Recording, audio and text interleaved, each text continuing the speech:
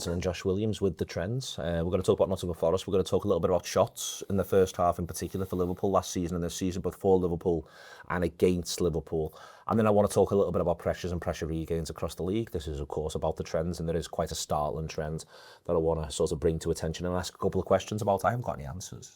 I probably haven't either. Well, we'll see how we get on then. We'll start off with Liverpool versus Nottingham Forest, Josh. It's a funny game because it's a game that you almost have to analyse completely in terms of before and after the first goal, but obviously the stats take in the full 90 minutes. That's, you know, the purpose of it, and it does give you an overall flavour of the game when you look at it that way.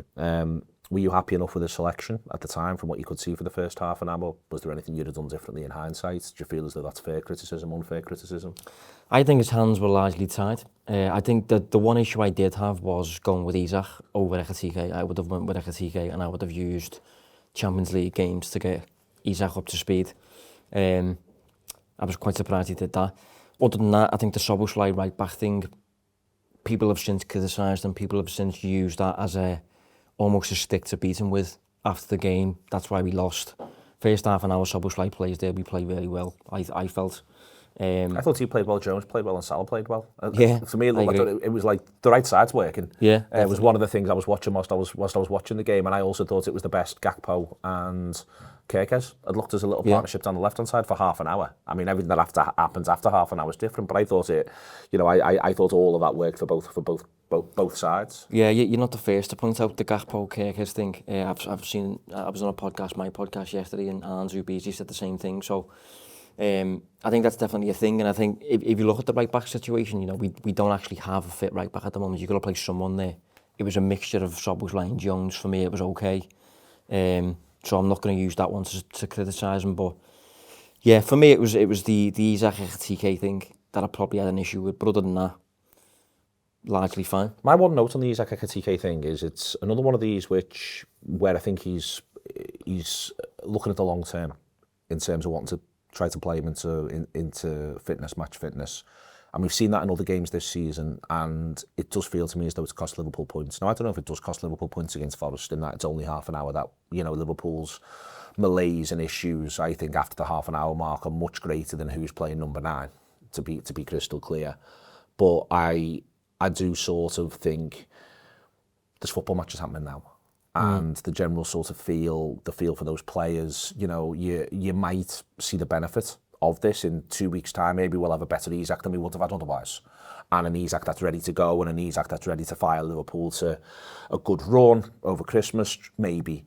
But I just think that there's just been a couple of occasions this season where maybe we just needed to deal with the challenge that was in front of us and not think about where we're going to be in 6 months. And I think if you look at how, in different ways, you've seen Klopp and Guardiola manage new players who played well for you the season before, but whose fitness isn't quite right, they seem to take a longer view of not playing the player. I think, but maybe I'm wrong and I don't have all the inside knowledge and all that sort of stuff. It's interesting that you say it's a longer term view that he's taking, because to me it feels a bit like a short term view that he's taking, where like he's almost borderline impatient and he wants to get him in the team quickly because he's £130 million player or whatever. I think a more sensible longer term view would be, you know, right now Ekitike is the player who's sharp, he's the player who's arguably in form in comparison to Isak.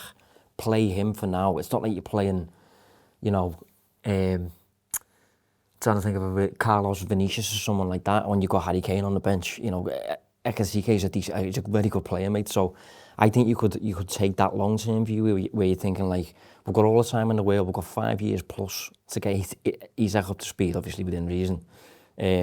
Second half of the season, you look towards getting to that point, definitely. But for now, there's no immediate need that's as pushing, as striking, as playing him immediately like that. I'm a bit surprised he's doing it. I thought he would have learned. Maybe it's worse language. Maybe it's medium-term view that he thinks he wants to have him ready in 2 or 3 weeks, which is what I think you get to see him. He does achieve with McAllister, but I think the cost of doing it with McAllister is McAllister's not at the races against Chelsea. McAllister's not at the races against Manchester United. He then ducks him out for Brentford, plays him against Palace, and McAllister looks good by the time you get to Villa and Real Madrid. But, you know, that to me is the same thing with the Isak thing, and I think there's been a couple of other areas of the pitch where it looks like he's decided to go for that. and not go for, well, let's just deal with this match in front of us. And if it means it takes McAllister a month more, if it means it takes Isak 6 weeks more, well, I'll just deal with that, if you know what I mean. That's the way I'd rather it be. I think we're in agreement. We're just coming at it from different angles, if you see what I mean. Yeah, I mean, I understood it a little bit more with McAllister because he was so crucial to when you won the league last season. And I know we've got other midfielders, but he offers something different. And I think he's arguably our most influential midfielder when he's on it. So I can understand that one a little bit more. But the Isak Ekitike thing, you know, Ekitike has hit the ground running, so it's also just not sending the best message to him, that, like, you know, he's done relatively well. Isak so far hasn't, and he's not particularly sharp, but it's quite clearly stating there is a pecking order despite that, and you are firmly second. And I don't think that's the best message to send either, so I think he could have been a bit more patient with that one, but as I said before, I think the team was largely fine. Okay, just a couple of little things that are in the match stats. You'd see the graphic in front of you. Not many passes completed by Nottingham Forest, but they didn't need to worry about that too much with the way in which the game went. They actually ended up having 15 shots, Nottingham Forest, which, considering the fact that in the first half they actually only managed to have 4, 3 of which are very much from distance, is something for Liverpool to, I think, reflect on in terms of what happens after it is that Forest go 1-0 up. 2 of them was a Murray free kick. Yeah. And the follow-up shot from that Monroe free kick. So when we conceded our first goal, up until that point, we'd basically conceded 1 shot, I think, from open play.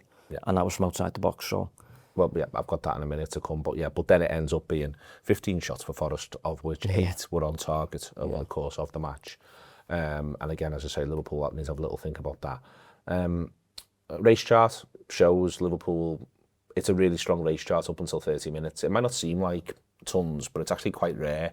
You see a side, certainly if there hasn't been something major like a penalty or a big one-on-one, you see a side get to about 1 expected goal these days by the half-hour mark. That's where Liverpool were. And there was other opportunities to create opportunities, I felt, in that first half period. Balls whizzing across the penalty area, loads of Liverpool getting into the Nottingham Forest box. I don't know act as though Liverpool were brilliant for 30 minutes, because I don't think that's quite true. But for me, it's a perfectly reasonable, good performance for the first 30 minutes, Josh, coming up against a side that's likely to finish in the bottom half, but who are well organised, have got some good defenders. To have hurt them as much as Liverpool did, to me, says that Liverpool were playing well. Yeah, I agree. I don't think we were, brilliant. I wouldn't quite go that far, but I said really good, I think, at half-time on Twitter, and I stand by that. I'm trying not to be influenced by whether the ball crossed the line or not, because I think if the ball had crossed the line with McAllister's effort, for example, that bounces off Elliot Anderson's head, do people then label it as really good? Probably. And the reality is there was inches between that happening and not happening. So I think Liverpool created good chances. Kerker has one around the pen spot. Yep. I think Gakpo pulls one wide. There was a few, as you say, there was balls whizzed across the box that no one gets on the end of and stuff like that. So as a first half an hour, especially given what you conceded at the other end as well, I honestly don't think you can ask for much more, apart from ideally hit the net with one of your shots. But other than that, I think it was a really good performance, dominant. In the first half an hour? Yeah, in the first half an hour. Yeah, that's a really important point, because you then sort of see it shift. Where Liverpool ends up in the first half an hour is that Liverpool's expected goals, as I say, it's close to 1, but it finishes at 1.69. Nottingham Forest isn't quite hitting 0.25, even including the middle of chance. They end up back at 1.1. It is perfectly reasonable to say that after the first half an hour, Liverpool are emphatically second best. That goal that you're trying not to be influenced by balls hitting the back of the net. Liverpool definitely were. And from that point onwards, Liverpool are just emphatically second best in the game, and the race chart tells us that too. Yeah, the race map is quite scary when you look at Liverpool conceding and then just what follows it. It's just a catastrophic head loss, really, isn't it? You stop doing everything that made you good for that first half hour, and you start doing everything that has led to you losing, 6 out of the last 7 or whatever it is. It was... I tend to overlook the mental stuff a lot of the time. Not necessarily overlook it, but just put it to one side. You've got Roy Keane talking about that, I don't need to do it. But in this game, it was very much like, what are you just doing? Do you know what I mean? It's hard to go much deeper than that, like. Yeah, no, it's the first half pass network. I don't really want to do the second. But at least from Liverpool's point of view, it becomes very messy who's playing where. What I think is interesting is, again, the manager's getting criticism at the minute. I think he actually solves, both in and out of possession, his right-back problem. really cleverly in the first half. You know, it's been striking to me that there is criticism for it. People would rather have seen something else because they can see that, you know, Szoboszlai's playing in midfield's made a difference. But one of my things was Forest don't want the ball anyway. So the idea of Szoboszlai as a hunting 8 or /10 just doesn't make a ton of sense because they just want to kick the ball away. They're happy just to send it long, worry about it in a minute. But also I thought that the way Jones and Szoboszlai, both in build-up, because we talked a lot about how Liverpool builds out and sides letting Konate have it and all this sort of stuff. But this, if you almost want to have Jones there, you know, this actually I thought led to a little bit of, you know, the setup in a back four, but they were quite happy to send Szoboszlai. So then the right winger for them is going, well, do I go with Szoboszlai? All right, I'll go with Szoboszlai. Jones comes into that area. Konate came a little narrower. Gravenberg's there, and suddenly us is around here, and Gibbs White's around there. But they've got a couple of questions. Does Anderson want to come all the way out here to come with Curtis Jones? And I actually thought it helped Liverpool build out really nicely in that first half an hour. Yeah, it just seemed to me that as though it worked, and suddenly Szoboszlai's up here, and then on the pass network here on the graphic you can see Jones and Szoboszlai are both getting on the ball loads, but also B are sort of sharing that average area, and they're looking after this bit, which allows Salah to come right the way up there. And I just thought it worked quite nicely with the two of them. No, I agree, and this is why I'm really curious to know what the message was at half time, because we conceded 45 seconds after the second half starts, and I think Slot makes a decision to bring on Ekitike on something like 55 or something like that. It's quite early. Yeah. But I mean, for me, the message at half time, I don't know if it might have been this, but the message should have been, listen, relax. We've just played really well for most of that half. Get your heads back together and go and do exactly the same thing again. Because the process for the first half hour worked. But that might have been the message. But then they concede from the kick-off. Yeah, exactly. So maybe it weren't the message. Maybe maybe whatever the message was dropped heads, or maybe it was the message and the players just concede from the kick-off. And then Slot has to make changes because now you're 2 down. So, you know, I don't know. But also heads have gone down further. The mental side is they've gone, let's just say, they've ended up in a really nice mental place, but for whatever reason they've switched off from that kick-off. And then 45 seconds later, the ball's in the back of the net. And everything that's been said at half-time goes out the window. Whether it was good, bad, or indifferent. Whatever got said at half-time, I think it should have been along the lines of, relax, you're doing well. I think that should have been clearly stated. And maybe it was. What is it, the shot chart for the first half from a Liverpool point of view? That's nice. You know, there's a lot of grey on there, which is, you know, Forest are getting bodies back and getting in front. But if you're looking at, you know, 1, 2, 3, 4, 5, 6, 7 efforts just in that left-hand side area of the penalty spot, but all within 12 yards of goal, arguably 2 of them are a little wide, so you want to rule them out. But that's a nice area to be having your attempts from Liverpool's point of view. There's not tons of circles in there either, which would suggest headers or anything like that. You know, that's a nice enough little sort of shot map for a half at Anfield. You know, it's not perfect, don't get me wrong, but it's nice enough. Yeah, it's enough to be leading the game, I would say. And I think it's a shame that maybe, like, say for example the Kerkers one, it falls to Kerkers as opposed to Isak. Maybe Isak converts that. You know, so you had a little bit of misfortune there with who the shots were falling to. Isak wasn't involved enough. You know, I think he touches the ball once in the first 20 minutes.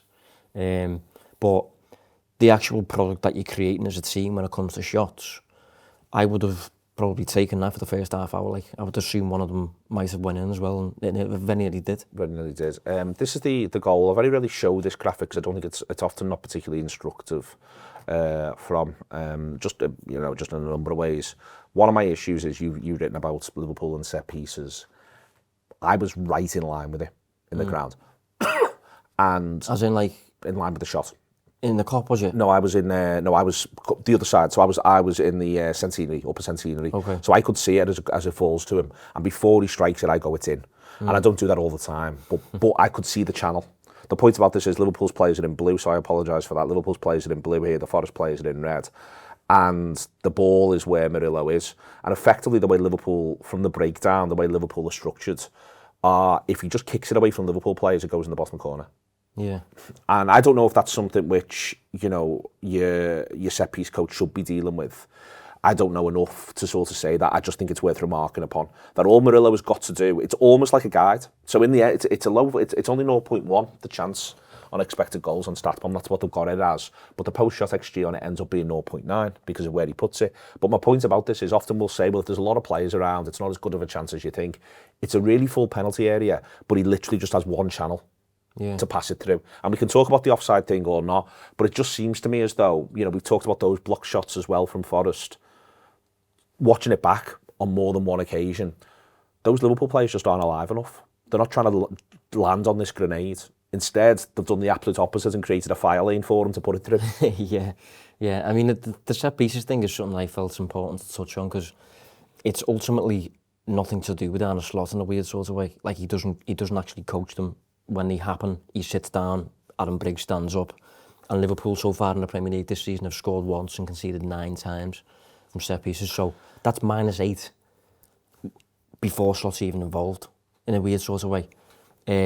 So that I mean, you're starting behind the 8 ball there if that's the case. So that's why I felt like it was an important, and it's impacted this game because Liverpool, as we've just stated, started well first half hour, and they go a goal behind because of a set piece, which again is, I'm trying to, determine who's responsible for what. If you concede that set piece goal, I would argue it's not really Slot's responsibility, it's Briggs' responsibility, and then it massively spirals from that. So if you Slot, you're left stood there thinking, fuck's sake, one of them sort of things. Do you agree, or? I think ultimately you've got to be careful because everything comes back to the manager's door, and he's the person who will have selected the person whose job it is, if you see what I mean, or you think have really massive say in amongst all of that. I think with this, though, my problem with it is, whoever's coached it, is I just don't think there's enough people who are aware of the fact that something's on fire, which is often my criticism and been my criticism of these Liverpool defenders since 2021, since we got back in grounds. And when Liverpool have been really good, that's still sometimes been my criticism of these players. When Liverpool have been less good, you make that criticism more because things are going less well. I just don't think there's enough of a desire to go. Like sense and danger, you mean? Someone's got to get in front of that ball. Someone has got to get in front of that ball at that point. It's not a complicated job. The ball is ricocheted, it's not been ideal, it flicks off Jesus' head, but it's not the best first contact you've ever seen. And it's not the same even as the one that hits Gakpo in the face and just drops to Ismail Assar 5 yards out. And I don't think there's many people can do about that one. It's really odd that the ball ends up where it ends up. Murillo is a threat. Again, this isn't as though it's not as though it's dropped all the way out to Ndoye on the edge of the box and he's drilled it in. Murillo is a threat from these scenarios. No one is switched onto it. And I think I think you can talk about the coaching, but the first responsibility is the ball's in our penalty area, lads, and it needs to get out of our penalty area as soon as humanly possible. So who's reacting to go and deal with that? And I think to look at how they're all structured, you can maybe say, well, they shouldn't be structured that way. But maybe, just maybe, if one of them is more alive, well, they've got a nice path. A nice barrier towards the goal rather than what they end up with, which is the path. Yeah. So I just don't know, and it's very difficult for us to know when they analyse it because they'll have a sense of, well, it was meant to get out to him. He is 10 yards out. And Liverpool have got sort of 1, 2, 3, 4, 5, 6, 7 players between him where the ball lands and goal. That doesn't include the goal. To be fair, the Briggs comments that I made on my Substack this week are they're wider. Yeah, it wasn't specifically on. It's a wider. Again, the trends. Liverpool had a -8 goal difference from set pieces, so it's even if this one you had legitimate argument there for in his favour that the setup was decent. Generally speaking, it's nearly at Liverpool underperforming. No, rock star. No, I'm with you 100%. Honestly, I am. You get the Forest shot map for the first half. Again, you deal on that. You want that hexagon to be greyed out because it's blocked, but you deal on that. It's worth saying. Absolutely. Over the course of the first half period, is Liverpool's pressures. This is quite interesting. Liverpool's pressures over the course of the game. We've been talking about who is or isn't pressing for Liverpool a lot on this show, Josh, recently. Isak here on 18, McAllister 20, Gakpo 18, Jones 25, Szoboszlai 17, Salah 14, which is worth we've said recently there's a couple of 23s, but that's not what I'm interested in here. Isak 18, total. First half, Isak 17. Pressures. I understand why a lot of people are saying Isak wasn't in the game enough. For me, this is one of those things that echoes people saying that about whoever played number 9 for Liverpool last season. But what you'd also see about whoever played number 9 for Liverpool last season is you'd see a high pressure number. I think second half Isak's just shattered. I think he's gassed out. This is back to the fitness question. So he's ran round, he's put 17 pressures in. Does he feel sufficiently involved? No. But last season, how many times, even while Liverpool were winning, were we coming and having conversations saying the thing that the problem you've got here is the number 9 just doesn't feel like he's involved enough. I think one of the interesting things with Isak at the moment, I was on a show yesterday, the managerial show, and I think Paul Senior pointed out that he thinks Isak's a low tempo player, and there's this narrative that he doesn't really work. I've seen quite a few people criticise him on the back of it, that he hasn't got much endeavour about him. I've got to say, I generally disagree with most of these comments. I think he is more a harder worker than you'd think. I think he's more of a presser than you'd think. I don't think he's a particularly low tempo player. He just played for Eddie Howe's Newcastle and thrived over there. And he was a good presser for Eddie Howe's Newcastle as well. So I feel like we're in danger of moving towards pressure gains for Alexander Isak last season, 91st percentile number against other strikers in the top 5 league. Pressures last season for Alexander Isak, 90th percentile. Yeah. Playing for Eddie Howe's Newcastle. There you go. That was the player that he was. Now he became more that player if you go back to his 22-23 first season. Nowhere near as good on the pressures there. You go back to even the season that follows, nowhere near as good on the pressures. But last season, there is no shadow of a doubt that Isak was a workhorse for Newcastle playing up front, in the same way that's what we get. But I'm conscious that we're moving towards, we're sleepwalking a little bit towards a narrative that paints him in a like an Mbappe kind of light, where Mbappe's just stood there waiting for the ball and he's got no interest in defending. I don't think Isak is in that mould. I firmly don't. No, the idea he puts in, it's only him and Curtis Jones. And again, if we go back to how Liverpool are set up, where you want to pull them all back here, you've got Szoboszlai there, you've got your two, Liverpool 4-2-2. And what I saw first half, and again first half an hour less so, to be frank, when it went to shit. But what you saw, I thought, was Liverpool pressed in the 4-4-2 shape that we'd seen last season, and the number of times you'd see Jones or Isak go all the way. And I think that was showing that they were engaged. I think the reason why Isak does less run in second half, again, I just think he's knackered. Which throws us back to whether or not he's fit enough to be starting for Liverpool at this point in time. And if you're making the decision to start him, to get that fitness up, well, it comes to ramifications that he can't do 90. Yeah. He just can't. Yeah. But if he's doing 90 against PSV midweek and then a VC team who are far less physical, you might get away with it. And you might be leading by the time you need to take him off. Whereas if we started in this game against the Premier League side, it's going to be more intense. If you get to the hour mark and you're not leading and you take him off, it looks a bit daft, especially if you touch the ball 3 times. I agree. So, yeah, I think he got that one wrong. Agree completely. Shots for Liverpool so far in the first half this season, 6 goals from an expected goals of 7.32. Gutman said on the free show, he talked about whether or not he feels Liverpool have been unlucky. First halves are important. Expected goals 7.3, number of goals 6. So you can maybe say Liverpool have had a teeny little bit of hard lines there. Similarly, shots against Liverpool, expected goals 7.2, number of goals conceded 8, a little bit of hard lines there. So a little bit of hard lines on the 2 occasions. But that's not good enough. Neither of those are good enough if we compare to last season. Also, this is the number of good opportunities Liverpool have created for themselves this season, 8. So by good opportunities, I'm defining it of an XG of not better than 0.2. This is first half? This first halves, yeah, 0.2. They've had 8 so far this season. Home and away, better than 0.2. They've conceded 10 good chances first half this season, better than 0.2. And those good chances, by the way, are better than the other good chances, I'd argue. I would say so, yeah. Just at a quick look.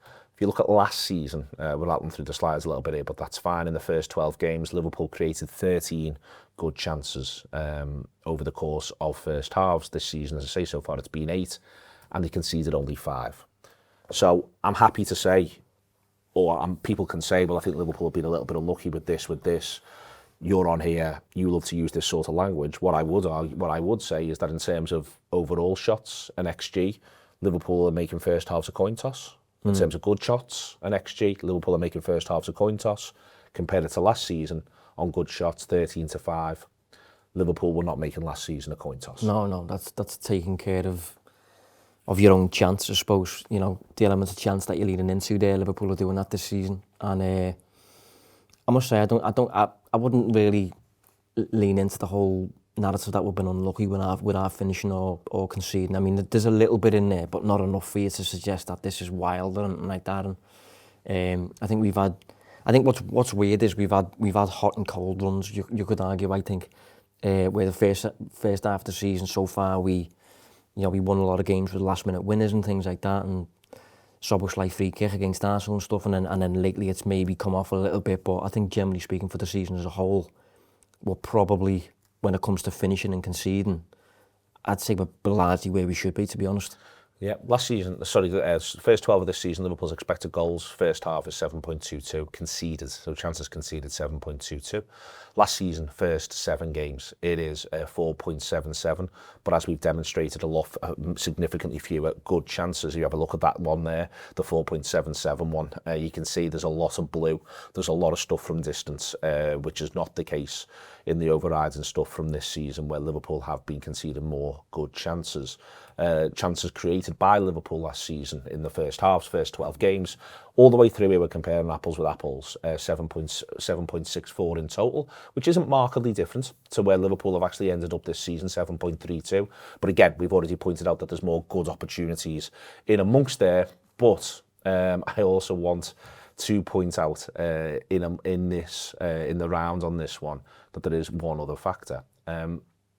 So best way to look at this is that last season, Liverpool, as I said before, when they was creating opportunities, it was 7.64 expected goals. They got 11 first half goals. Quiz, who scored the most first half goals for Liverpool last season from open play? Well, not from open play, non-pen. Salah? Nope.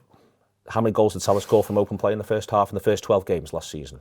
How many goals did Salah score from open play in the first 12 games last season? How many did we score? 10? We've got 11 here. That's 11. So there's 11 first 12 games. There's all the shots. 11 goals. You can see those. That's your shot map. You can look at it there.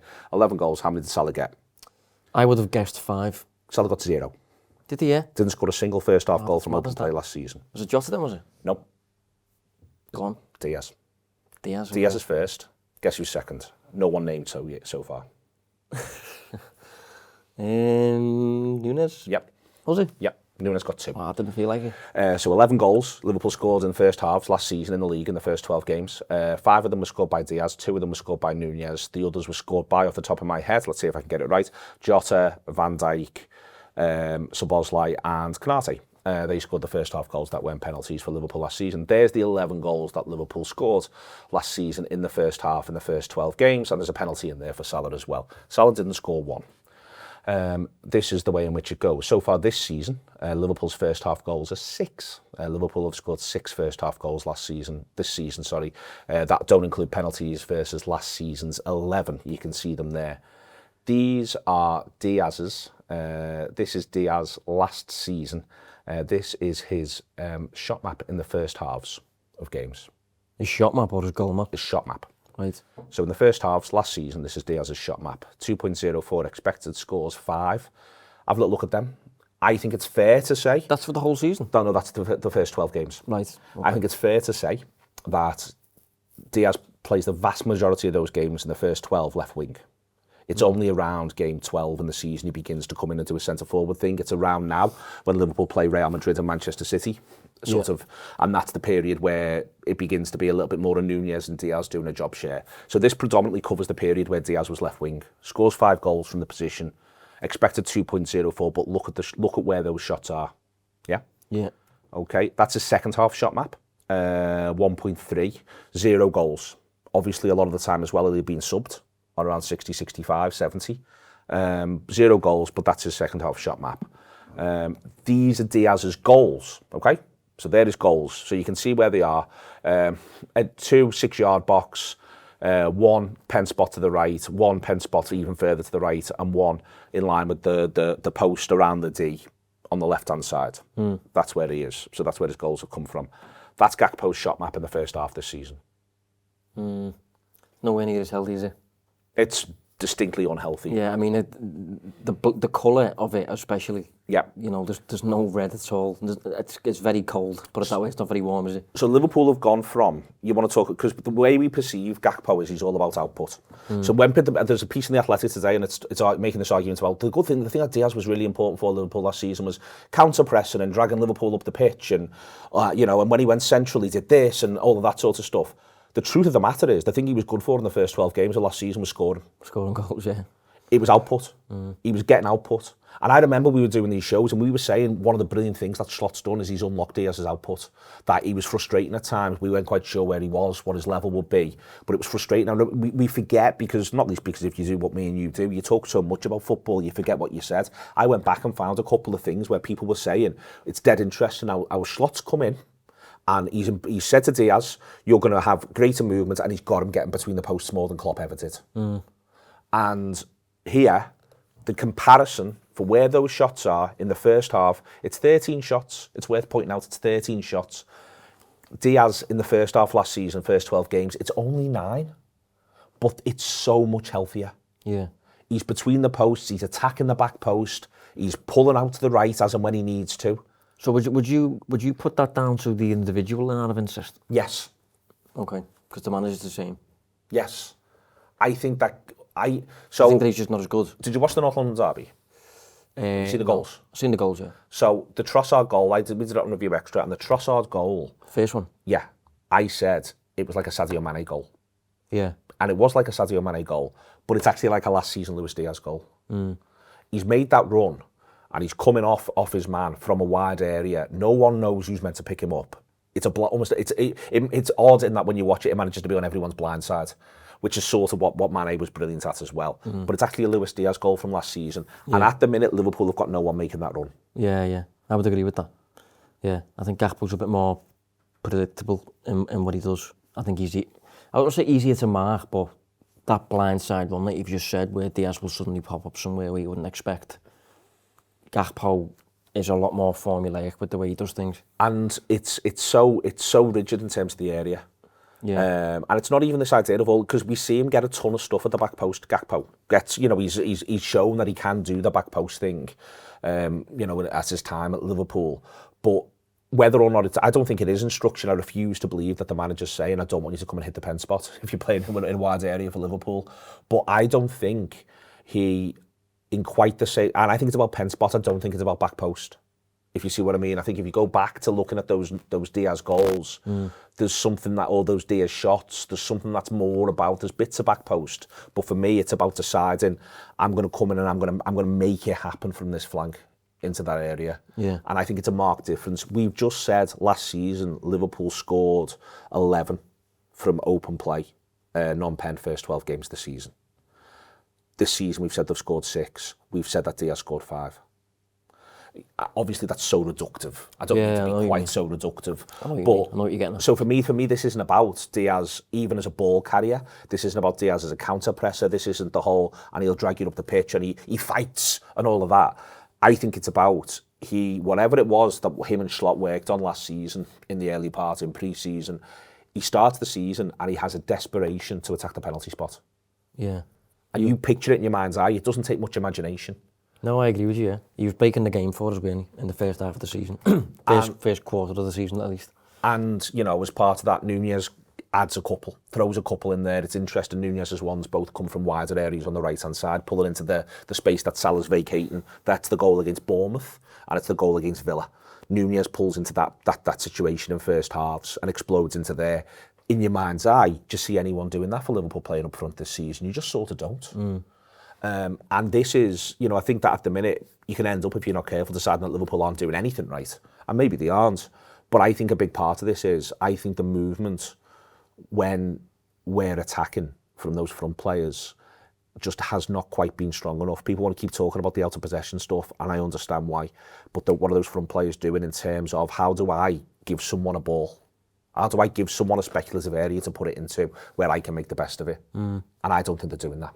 Yeah, I mean, Gakpo's an interesting talking point as well when it comes to Kerkers too, just like the relationship he's got with him, and, whether that left-hand side's breaking down and things like that because of his, lack of interest in combining with Kerkers and stuff like that. So it's an interesting point, like. You said to me before we started, you said, would you have Semenyo? And I'm a little bit mixed on Semenyo, but the one thing I like about Semenyo is, I think the very thing I'm talking about he'd do. Yeah. He gets shots off, certainly. And I think he'd do we attack the life out of the ball. The ball comes across, we attack the life out of it, and we're anticipating it, and we're going into an area to see if someone can find me. Yeah. And I think that he would do that. I'm mixed on a lot of other bits and pieces, but I think he gives you that, and and I think he gives you the stable aerial threat as well. But I think it's interesting that you can argue that's what Liverpool lack. This is the point where loads of people in the comments, because this is going out for free as well, will say, why aren't you saying anything about fucking Salah? That's what they'll say. When saying about fucking Salah, Salah this season, then this is Salah's shot map this season. It's in first halves, it's 1 goal. Not markedly brilliant, a little bit better than Gakpo's 1.02. He scored 1 goal in first halves over the course of the season, 1.02 in there for Salah. I mean, I've already given the punchline away. That's better than last season. 0.68 last season on expected goals in the first 12 games in first halves from 11 shots. The shot map's healthier than it was last season. Yeah, it is. Is that a penalty there in the pen spot as well? So if you remove that, Well, it's no goals. exactly, yeah, and it's there's none of them really even within the width of the 6-yard box, you know. So not within the width of the D either. So yeah, it's not ideal. That like. Well, that was first half last season. They were going on in the league. They're excellent in the first 12 games. Salah's playing really well. Looking back, it doesn't feel like that, does it? No. It doesn't. You know, you wouldn't think like that if you reflected on the season, like. But we've all, again, the same way that you just forget stuff. You do when we all forget stuff. This isn't me having a go at anybody. Everyone forgets stuff. You forget, for instance, that we were saying it's unbelievable that the managers unlocked Diaz attacking the penalty spot. You forget that Salah wasn't scoring in first halves because he was doing important things and he was going on in second halves. I think working it out, frankly, and Liverpool were working it out with him. How do we get Mo into this game a little bit more? How do we get him into the position when he's going to hurt them? It wouldn't surprise me if in hindsight that was a lot of Liverpool's half-time team talk. Salah coming in and saying, I've got some space here, I can get in here, it's available here for me. And players saying, all right, I'll play it to you.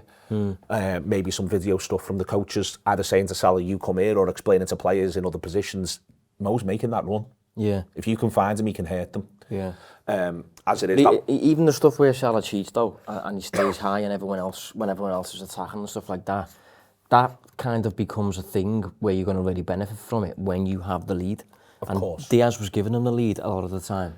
Then Salah maybe gets a second goal, a third goal, or something like that because he's cheating. Yeah. But I think the other reason why Diaz has got the space is because everyone's worried about Salah. In the first half period as well, and he's exploiting that space because everyone's worried about Salah. And this season, and Trent arguably, and this season that space isn't being exploited in anywhere near the same way, because I still think sides are worried about Salah. Sides still have numbers around Salah, but that space isn't being exploited in the same way. From a Liverpool point of view. All right, last little thing then, as we've been going for a while. By the way, this is the trends. I'm meant to plug stuff and I'm meant to leave room for breaks, and I keep forgetting on all the free shows because we just enjoy them too much. If you like this, we do this every week, me and Josh, mostly at the start of the week, sometimes in the second half of the week, if we'd rather just sort of hang on. I think next week when they play Sunderland, we're hanging on after West Ham and Sunderland and doing it on Thursday. Really enjoy doing it. If you want to subscribe to the Anfield Wrap, please do so. This is the sort of thing that you get. It goes out as an audio show as well. It's better as video because you get the graphics and you've got the board. But it works as an audio show. We try to explain, I try to explain as we go all the way through. So check that out as well. And also check out Josh's Substack. It is excellent. I very much do look forward to reading it. I haven't listened to any of them yet, I'm going to be honest. I don't blame you. I mean, you have to take part in enough yourself, don't you? So you probably haven't got time, mate, to be honest. But I really enjoy reading it. Genuinely, I really do enjoy reading Josh's Substack. It really helps with the shows and other bits and pieces, so do check that out as well. All right. Interesting thing. It's called The Trends. Tell your non-Liverpool supporting mates if you want for this one. League average. So we did review extra, I mentioned it before, and I'm doing Leeds versus Villa. And, fucking hell, these Premier League games are high. It was 133 over the course of the game for the two sides. I think Leeds was 60 and Villa was 73 over the course of the match. That's high for Premier League games. So I sort of started messing about and looking at other teams because I've not got enough in my life. Results from the weekends, looking at the stats on the Premier League games, and I was like, these are all high. Like, I've been doing this for a while now. These are high. So, slide in front of you right now is the Premier League gains. Almost don't worry too much about it other than the one line that's in the bottom left-hand corner, which says league average Premier League gains 49.3. Brighton with the most, West Ham with the least, Man City and Arsenal with third and fourth least. So this isn't some sort of direct correlation between who's doing this and who's winning. But then you could say, well, they have the ball less. Liverpool have a lot of the ball in comparison. Liverpool are still quite high for it. Anyway, that's your Premier League gains. And I thought, well, that's high. So I looked back at every single year of Premier League gains and got someone at the Anfield Wrap to make me a table.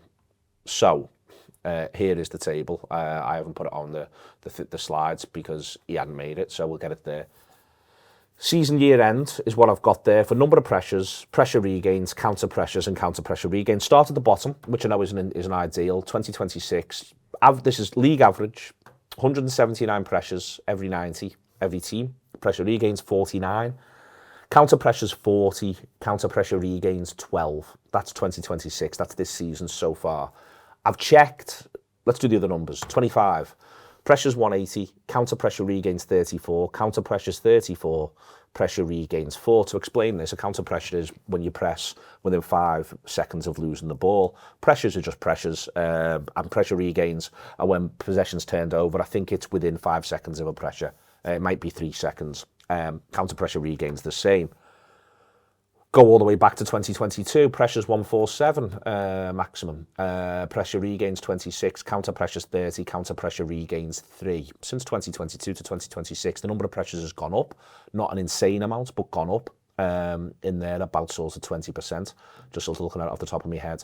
And effectively the number of pressure regains into this season so far has doubled. Counter pressures 30, gone to 40, so that's a 33% increase.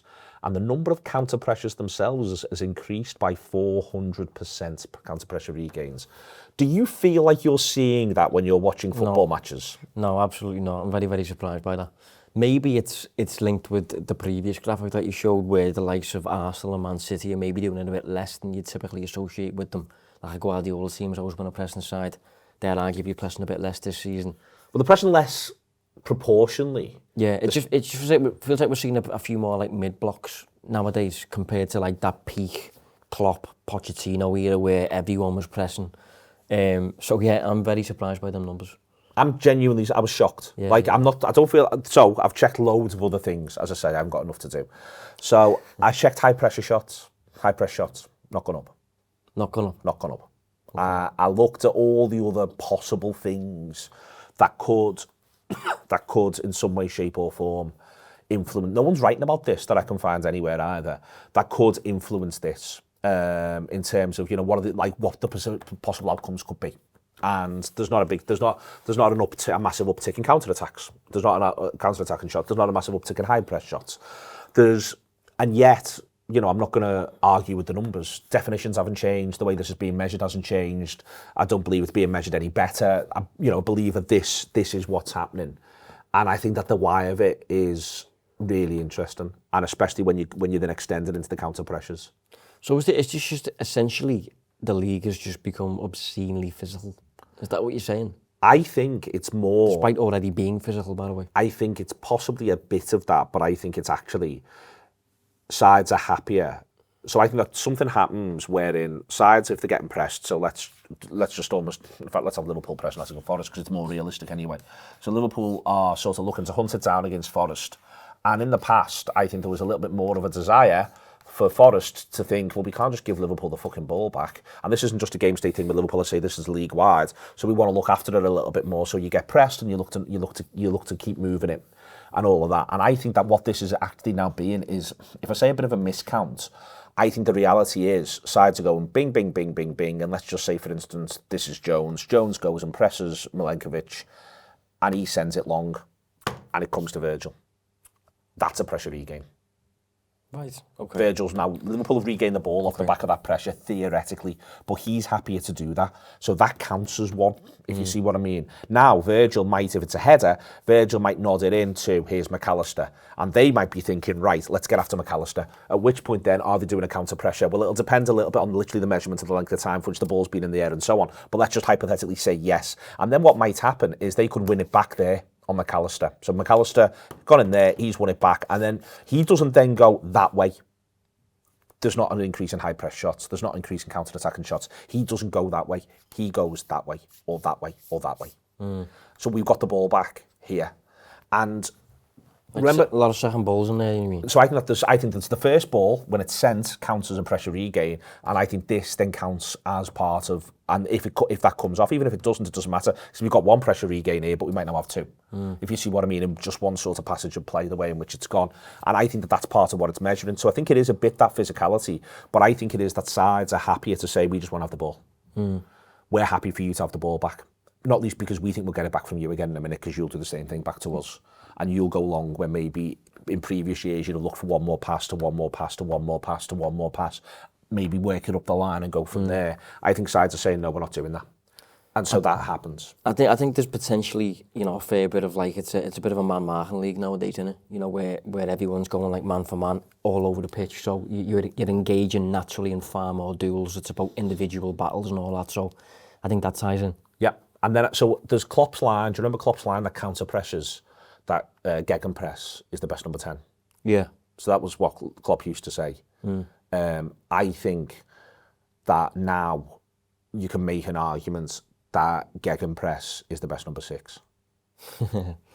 Okay. That's how people are using it. Yeah. So you're seeing that going up there, you're seeing those regains going up, but it's not still a huge, like 12 over the course of 24, because both sides are doing it over the course of 90 minutes isn't still absolutely ridiculous, but it is such an increase. But I think that sides are gegenpressing, and what they're not doing is what Jurgen would then do is say, right, we go. Yeah, we go. What they're saying is, no, we keep our structure. So you might win it back in here, Morgan Gibbs-White. You might get on McAllister and win it back in here, but we've still got our structure here. And unless we're sure those lads are staying there, because we're not going to overcommit, so you're going to come back and you're going to find Elliot Anderson, and we're going to build from this position, even though you've theoretically just gegenpressed McAllister in this area. You're not going to go to Igor Jesus, you're going to come back to Elliot Anderson. We're going to get set, these are going to drop in, and then we're going to play in this sort of set formation where we're going to see if we can unpick you. And I think that's what you're seeing. Yeah, you could argue as well that it's having some form of impact on someone like a Florian Wirtz, for example. If it's that much now about duels and pressures and counter pressures, it's not anywhere near as bad as that in Germany, or in the Champions League really. So you are dealing with a different level of physical edge in England at the moment, and it probably doesn't benefit you if you're like relatively slight or not a giant. It doesn't, but then I think what happens in football is something happens for a period and everyone works out, well, this is how we actually undo this, or someone works out, this is how we undo this. And the best way to undo things is with quality. You don't like what's happening, we'll make sure that you're too good for it. And you rise above it and you push away from it, and that's the challenge. Yeah. And I'm fine for that to be the challenge. That's all. Literally, that push and pull is the entire history of, I think, all of football, but especially, I think, English football. That push and pull between, is it going to work for you physically at the same time as working for you technically, and sometimes technical wins and sometimes physical wins, but you've got to be solving your problems. Yeah. But I think that is a thing. It is worth noticing. That has been the trends. Neil Atkinson and Josh Williams. Thanks to Josh. See you later.